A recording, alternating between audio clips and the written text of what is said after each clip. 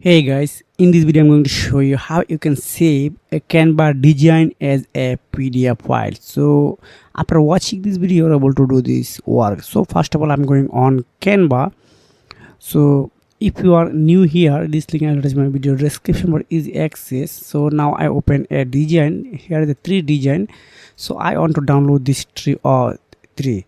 So just go to share button, then again click on download button. Then you need to select how many page you want to download. So I want to download 3 out of 3. Then here are thing file type.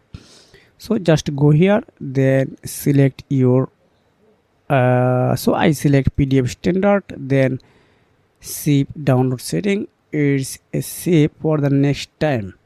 Then video, audio and animation or not play when export a this type file. Okay, no problem, just click on download. So after a few seconds these download are starting. Okay, it's already done.